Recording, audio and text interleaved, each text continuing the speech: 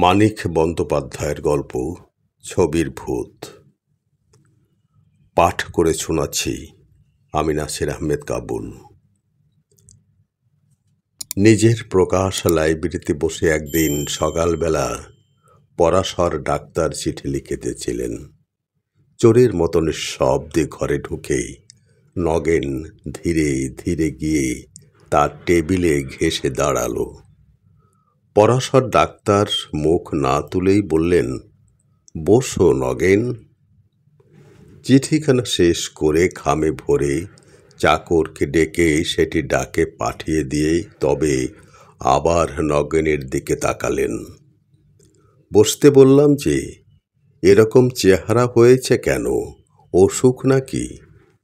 নগেন ধপ করে একটা চেয়ারে বসে পড়ল।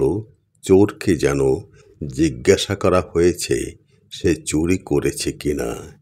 এই রকম অতিমাত্রায় বিব্রত হয়ে সে বলল, না না, অসুখ নয়। অসুখ আবার কিসের? গুরুতর কিছু যে ঘটেছে সে বিষয়ে নিঃসন্দেহে হয়ে পরাশয় ডাক্তার দুহাতে আঙুলের ডগাগুলি একত্র করে নগেনকে দেখাতে লাগলেন। মোটাসোটা হাসি খুশি ছেলেটার তেল চকচকে চামড়া পর্যন্ত যেন শুকিয়ে গেছে। মুখে হাসির চিহ্নটুকুও নেই, চাউনিও একটু উদ্ভ্রান্ত, কথা বলার ভঙ্গি কেমন খাপ ছাড়া হয়ে গেছে। নগেন তার মামা বাড়িতে থেকে কলেজে পড়ে। মাস দুই আগে নগেনের মামার শ্রাদ্ধের নিমন্ত্রণ রাখতে গিয়ে পরাশয় ডাক্তার নগেনকে দেখেছিলেন। এই অল্প সময়ের মধ্যে এমন কি ঘটেছে ছেলেটা যাতে এরকম বদলে যেতে পারে? ছেলেবেলা থেকে মামা বাড়িতে সে মানুষ হয়েছে বটে, কিন্তু মামার শোকে এরকম কাহিল হয়ে পড়ার মতো আকর্ষণ তো তার কোনোদিন ছিল না। বড়লোক কৃপণ মামার যে ধরনের আদর বেচারি চিরকাল পেয়ে এসেছে, তাতে মামার পরকালে যাত্রায় তার খুব বেশি দুঃখ হবার কথা নয়। বাইরে মামাকে খুব শ্রদ্ধা ভক্তি দেখালেও মনে মনে নগেন যে তাকে প্রায় জমের বাড়ি পাঠাতো, তাও পরাশয় ডাক্তার ভালো করেই জানতেন। পড়ার খরচের জন্য দুশ্চিন্তা হওয়ার কারণ নগেনের নেই, কারণ সে সময় কি ভেবে তার মামা তার নামে মোটা টাকা উইল করে রেখে গেছেন। নগেন হঠাৎ কাঁদো কাঁদো হয়ে বলল, ডাক্তার কাকা, সত্যি করে একটি কথা বলবেন, আমি কি পাগল হয়ে গেছি? পরাশয় ডাক্তার একটু হেসে বললেন, তোমার মাথা হয়ে গেছ। পাগল হওয়া কি মুখের কথা রে বাবা? পাগল যে হয় অত সহজে সে টের পায় না যে সে পাগল হয়ে গেছে। তবে দ্বিধা ভরে খানিকক্ষণ চুপ করে হঠাৎ নগেন যেন মরিয়া হয়ে জিজ্ঞাসা করে বসল, আচ্ছা ডাক্তার কাকা, প্রেতাত্মা আছে? প্রেতাত্মা মানে তো ভূত?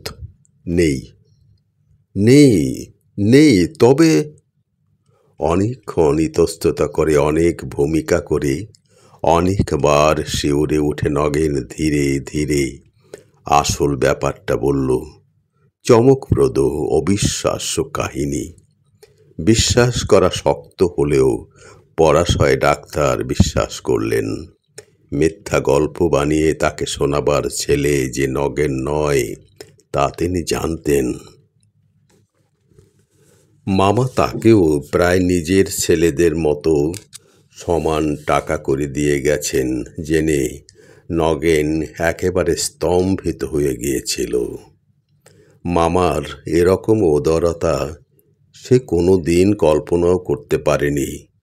বাইরে যেমন ব্যবহারই করে থাকুন, মামা তাকে নিজের ছেলেদের মতোই ভালোবাসত জেনে পরলোকগত মামার জন্যে আন্তরিক শ্রদ্ধা ভক্তিতে তার মন ভরে গেল। আর সঙ্গে সঙ্গে জাগল এই রকম দেবতার মতো মানুষকে সারা জীবন ভক্তি ভালোবাসার ভান করে ঠকিয়েছে ভেবে দারুণ লজ্জা আর অনুতাপ। শ্রাদ্ধের দিন অনেক রাত্রে বিছানায় শুতে যাওয়ার পর অনুতাপটা যেন বেড়ে গেল। শুয়ে শুয়ে সে ছটফট করতে লাগলো। হঠাৎ এক সময় তার মনে হলো, সারা জীবন তো ভক্তি শ্রদ্ধার ভান করে মামাকে সে ঠকিয়েছে। এখন যদি সত্য সত্যই ভক্তি শ্রদ্ধা জেগে থাকে, লাইব্রেরিতে মামার তৈলচিত্রের পায়ে মাথা ঠেকিয়ে প্রণাম করে এলে হয়তো আত্মগ্লানি একটু কমবে, মনটা শান্ত হবে।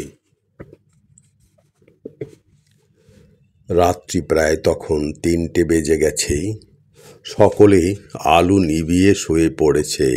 বাড়ি অন্ধকার।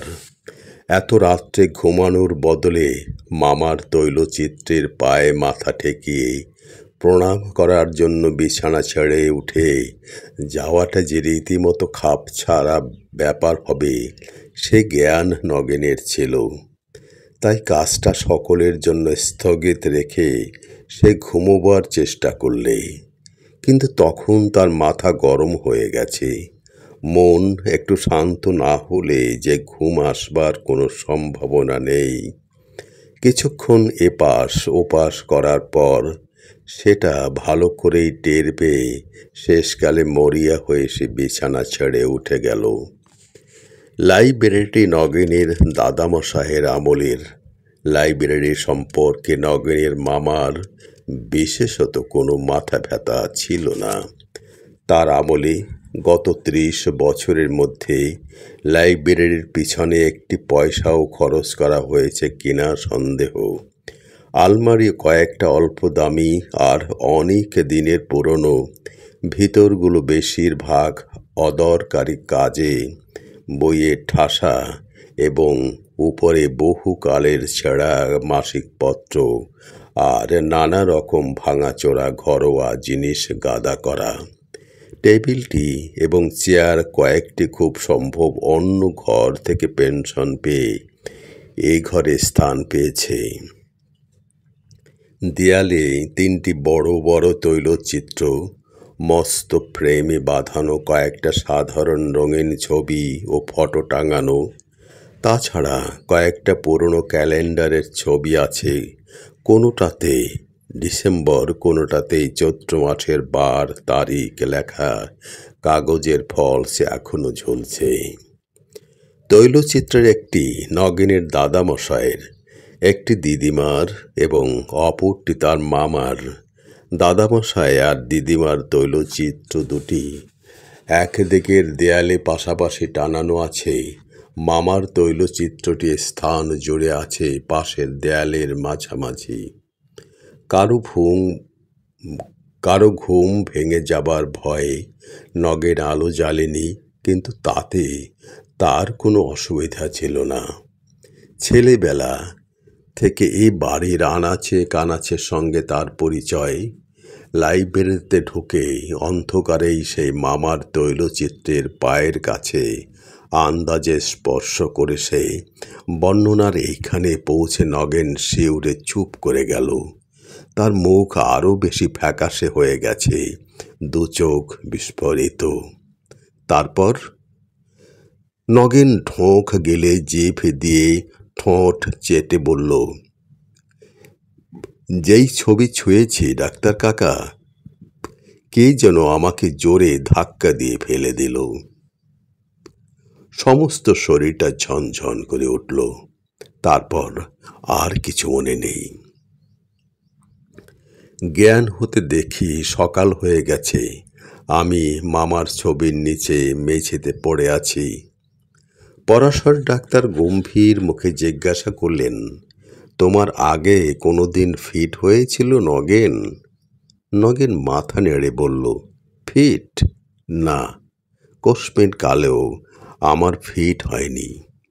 আপনি ভুল করছেন ডাক্তার কাকা, এ ফিট নয়। মরলে তো মানুষ সব জানতে পারে। মামাও জানতে পেরেছেন টাকার লোভে আমি তাকে মিথ্যা ভক্তি দেখাতাম, তাই ছবি ছোঁয়া মাত্র রাগে ঘেন্নায় আমাকে ধাক্কা দিয়ে সরিয়ে দিয়েছিলেন। সবটা শুনুন আগে, তাহলে বুঝতে পারবেন। সমস্ত সকালটা নগেন মরার মতো বিছানায় পড়ে রইল। এই চিন্তাটাই কেবল তার মনে ঘুরপাক খেতে লাগলো। ভক্তি ভালোবাসার ছলনায় টাকা আদায় করে নিয়েছে বলে পরলোকে গিয়ে তার উপর মামার এমন জোরালো বিতৃষ্ণা জেগেছে যে তৈলচিত্রটি পর্যন্ত তিনি তাকে স্পর্শ করতে দিতে রাজি নন। যাই হোক, নগেন এককালের ছেলে। প্রথম ধাক্কাটা কেটে যাবার পর তার মনে নানা রকম দ্বিধা সন্দেহ জাগতে লাগলো। কে জানে রাত্রে যা ঘটেছে তা নিছক স্বপ্ন কিনা। ধৈর্য ধরতে না পেরে দুপুরবেলা সে আবার লাইব্রেরিতে গিয়ে মামার তৈলচিত্র স্পর্শ করে প্রণাম করল। একবার যদি মামা রাগ দেখিয়ে থাকেন, আবার দেখাবেন না কেন? এবার কিছুই হলো না। শরীরটা অবশ্য খুব খারাপ হয়ে গেছে। মেঝেতে ধাক্কা যেখানে লেগেছিল মাথার সেখানটা ফুলে টনটন করছে, এবং সকালে লাইব্রেরিতে গিয়ে সে একটা আছাড় খেয়েছিল। নিজের তৈলচিত্রে ভর করে মামাই যে তাকে ধাক্কা দিয়েছিলেন তার কি প্রমাণ আছে? নগেন যেন স্বস্তির নিঃশ্বাস ফেলে বাঁচল, কিন্তু বেশিক্ষণ তার মনের শান্তি টিকল না। রাত্রে আলো নিভিয়ে বিছানায় শুয়েই হঠাৎ তার মনে পড়ে গেল তার তো ভুল হয়েছে। দিনের বেলা তাকে ধাক্কা দেওয়ার মতো ক্ষমতা তো তার মামার নেই। রাত্রি ছাড়া তার মামা তো এখন কিছুই করতে পারেন না। কি সর্বনাশ! তবে তো রাত্রে আর একবার মামার তৈলচিত্র না ছুঁয়ে কাল রাত্রের ব্যাপারে স্বপ্ন বলা যায় না। এত রাতে আবার লাইব্রেরিতে যাওয়ার কথা ভেবেই নগেনের হৃদকম্প হতে লাগলো। কিন্তু এমন একটা সন্দেহ না মিটিয়েই বা মানুষের চলে কি করে?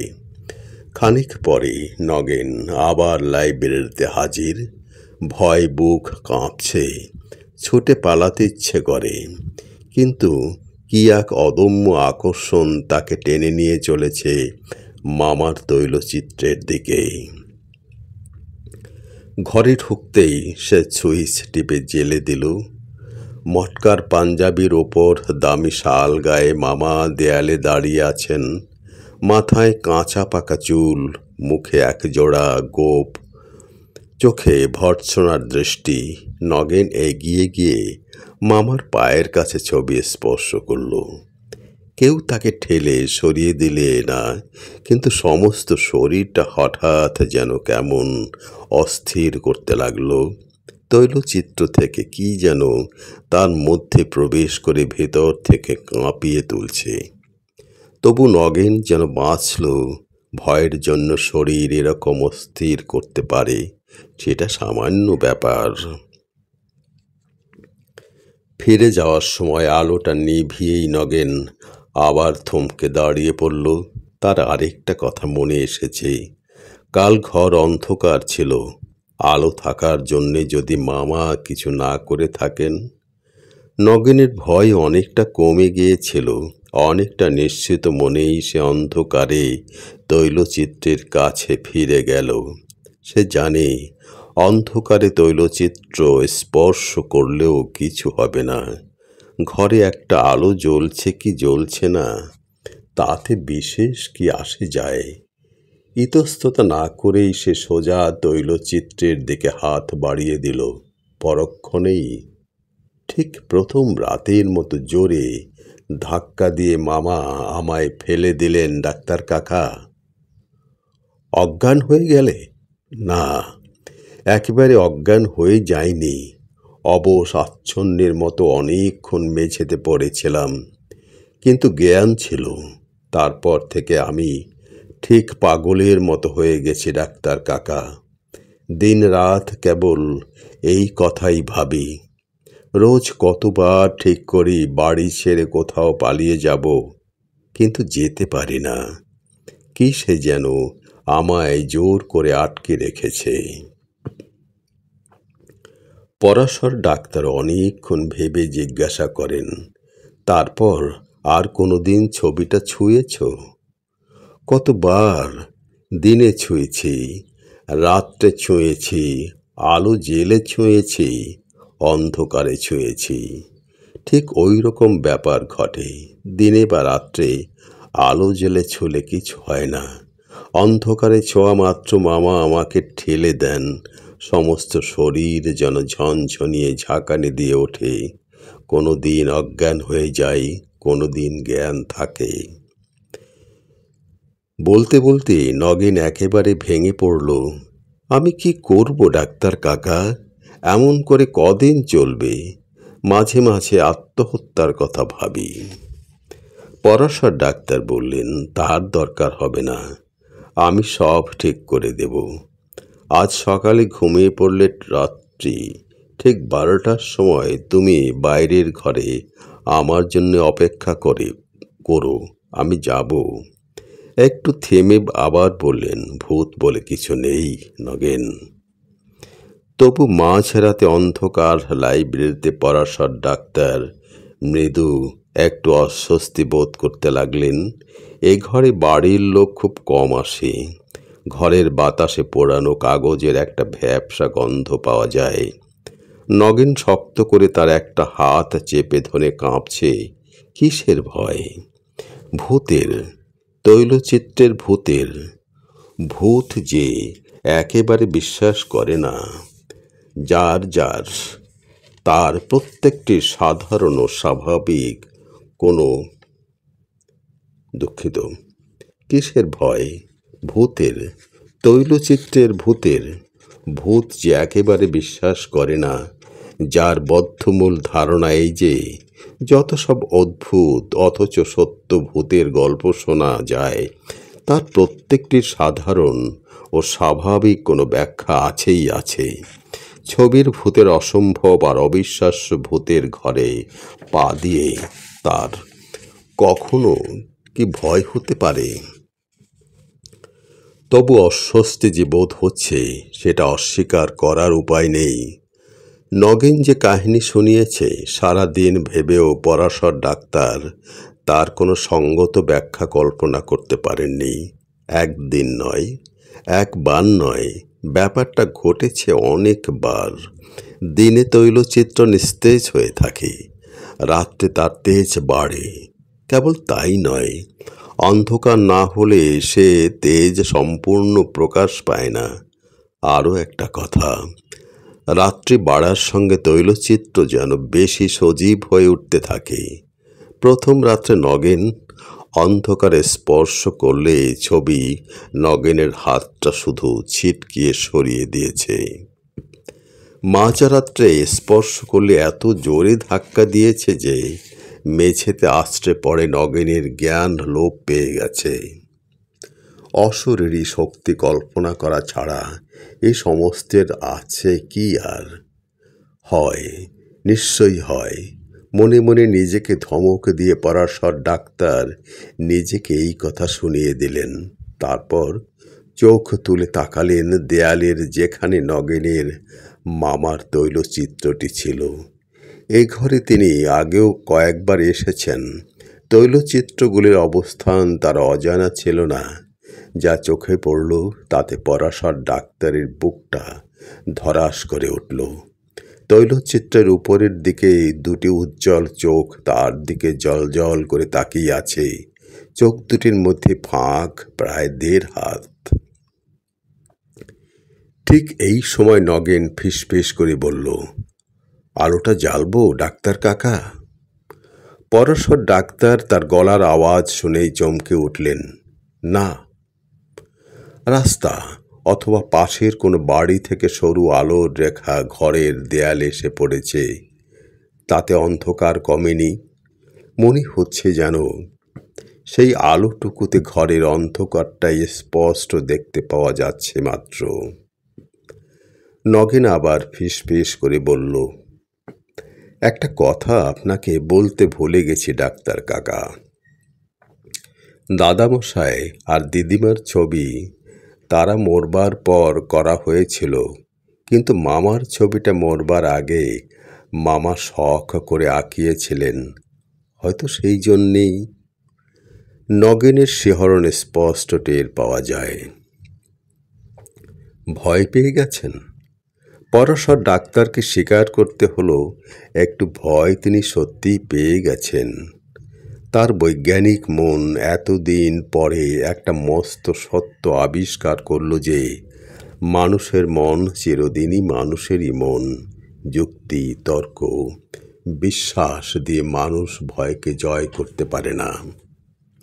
দেহে আঘাত লাগলেই যেমন বেদনা বোধ হয়, তেমনি উপযুক্ত ভয়ের কারণ উপস্থিত হলে মানুষকে ভয় পেতেই হবে। যাই হোক, একদিন যদি ভুল বিশ্বাস পোষণ করে এসে থাকেন, আজ ছবির ভূতের কল্যাণে সে ভুল তার ভেঙে যাবে। তাতে ক্ষতি কি? দাঁতে দাঁত লাগিয়ে পরাশর ডাক্তার তৈলচিত্রের দিকে এগিয়ে গেলেন। কাছাকাছি যেতে জল চোখ দুটির জ্যোতি অনেকটা কমে গেল। হাত বাড়িয়ে দিতে প্রথম তার হাত পড়ল দেয়ালে। যত সাহস করেই এগিয়ে এসে থাকুন, প্রথমেই একেবারে নগেনের মামার গায়ে হাত দিয়ে তার কেমন দ্বিধাবোধ হচ্ছিল। পাশের দিকে হাত সরিয়ে তৈলচিত্রের ফ্রেম স্পর্শ করা মাত্র বৈদ্যুতিক আঘাতে যেন তার শরীরটা ঝনঝন করে উঠল। অস্ফুট গঙ্গানিতে আওয়াজ করে পিছন দিক থেকে দুপা ছিটকে গিয়ে তিনি মেঝেতে বসে পড়লেন। পরক্ষণে ভয়ে অর্ধমৃত নগেন আলোর সুইচ টিপে দিলেন। মিনিট পাঁচেক পরাশর ডাক্তার চোখ বুজে বসে রইলেন। তারপর চোখ মেলে মিনিট পাঁচেক একদৃষ্টে তাকিয়ে রইলেন মামার রূপার ফ্রেমে বাঁধানো তৈলচিত্রটির দিকে। তারপর তীব্র গলায় তিনি বললেন, তুমি একটা আস্ত গর্দভ নগেন। রাগ একটু কমলে পরাশর ডাক্তার বলতে লাগলেন, গাধাও তোমার চেয়ে বুদ্ধিমান। এত কথা বলতে পারলে আমাকে, আর এই কথাটা একবারও বলতে পারত না যে তোমার মামার ছবিটি ইতোমধ্যে রূপার ফ্রেমে বাঁধানো হয়েছে, আর ছবির সঙ্গে লাগিয়ে দুটো ইলেকট্রিক বাল্ব ফিট করা আছে। ইলেকট্রিক শক খেয়ে বুঝতে পারো না কিসে শক লাগলো? তুমি কোন দেশে ছেলে? আমি তো শক খাওয়া মাত্র টের পেয়ে গিয়েছিলাম তোমার মামার ছবিতে কোনো প্রেতাত্মা ভয় করেছে না। নগেন উদ্ভ্রান্তের মতো বলল, রূপোর ফ্রেমটা দাদামশাইয়ের ছবিতে ছিল। চুরি যাবার ভয়ে মামা অনেক দিন আগে সিন্ধুকে তুলে রেখেছিলেন। মামার শ্রাদ্ধের দিন মামিমা ফ্রেমটা বার করে ছবিটা বাঁধিয়েছিলেন। আলো দুটো লাগিয়েছে আমার মামাতো ভাই পরেশ। হ্যাঁ, সে এবছর ইঞ্জিনিয়ারিং কলেজে ভর্তি হয়েছে। তাই বলল, এই সামান্য কাজের জন্য ইলেকট্রিক মিস্ত্রিকে পয়সা দেব কেন? পরাশর ডাক্তার একটু হেসে বললেন, পরেশ তোমার মামার উপযুক্ত ছেলেই বটে, কিন্তু পয়সা বাঁচানোর জন্য বাপের ছবিতে ভূত এনে ছেড়েছে। এ খবরটা যদি আগে দিতে আমায়। নগেন সংশয়ে বলল, কিন্তু ডাক্তার কাকা। পরাশর ডাক্তার রাগ করে বললেন, কিন্তু কি? এখনো বুঝতে পারছো না? দিনের বেলা যেন সুইচ অফ করা থাকে, তাই ছবি ছুলে কিছু হয় না। ছবি মানে ছবির রূপার ফ্রেমটা। রূপার ফ্রেমটার নিচে কাঁচ ফাট কিছু আছে, দেয়ালের সঙ্গে যোগ নেই। নইলে তোমাদের ইলেকট্রিকের বিল এমন হু হু করে বেড়ে যেত যে কোম্পানির লোককে এসে লিকেজ খুঁজতে হতো। তুমিও মামার ভূতের আসল পরিচয়টা জানতে পারতে। সন্ধ্যার পর বাড়ির সমস্ত আলো জ্বেলে আর বিদ্যুৎ তামার তার দিয়ে যাতায়াত করতে বেশি ভালোবাসে কিনা, তাই সে সময়ে ছবি ছুলে তোমার কিছু হয় না। এই ঘরের আলোটা জ্বালালেও তাই হয়। মাঝরাতে বাড়ির সমস্ত আলো নিভে যায়, তখন ছবিটা ছুলে আর কোনো পথ খোলা নেই দেখে বিদ্যুৎ অগত্যা তোমার মতো বোকা হাবার শরীরটা দিয়েই। পরাশর ডাক্তার চুপ করে গেলেন। তার হঠাৎ মনে পড়ে গেল, সুযোগ পেলে তার শরীরটা পথ হিসেবে ব্যবহার করতেও বিদ্যুৎ দ্বিধা করে না।